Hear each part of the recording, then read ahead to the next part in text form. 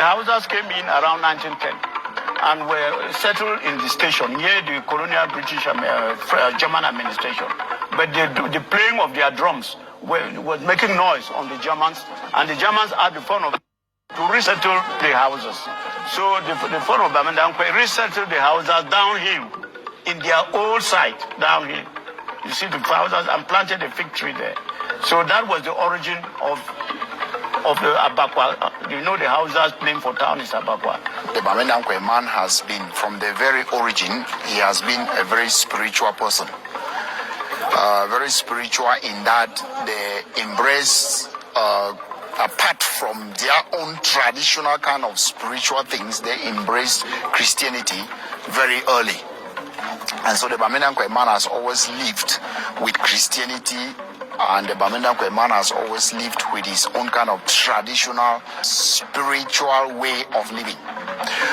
This can be seen in the way they celebrate the dead. This can be seen in the number of shrines that they have. This can be seen in the number of places of worship that they have in Mendankwe presently.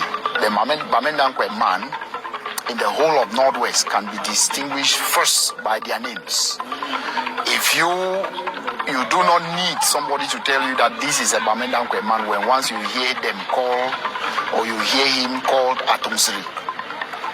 When you hear the name Atumsiri anywhere in the Northwest region, you will know that it's a Mendankwe man. If you hear the name, for example, Asangba, you will know that that is a Mendankwe man, because those are not names that are common with every or any other tribe in Bamendankwe.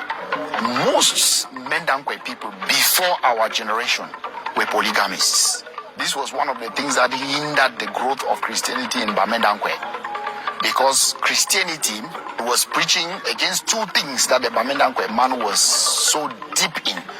One of it had to do with polygamy, and one of it had to do with the famous kati that is known all over the Northwest now. It originated from Mendankwe. It is prepared by roasting a live chicken. And Christianity was so strong against this, because the Bible says that you must not eat an animal with the life thereof. The life thereof is the blood. And when you roast a live chicken, that live chicken is roasted with the blood inside. And because Christianity was against polygamy and against the preparation of this kati,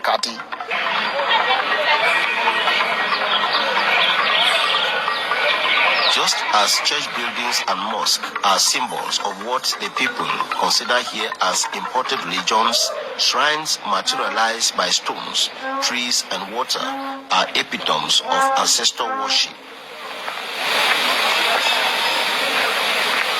We still have the African religion, we still practice African religion, which we believe that our ancestors are mediating between us. So we have shrines where we pour libations, believing that they are mediating between us and God. We all normally have an end of year tradition, where the whole village, all the population come to a palace for the end of traditional year, where the main libation is done in the palace. They come with the share to all of our companies. They take to various families to do their own end of year. So we have two conditions in the program: the big one and the small one. The small one is called Inka.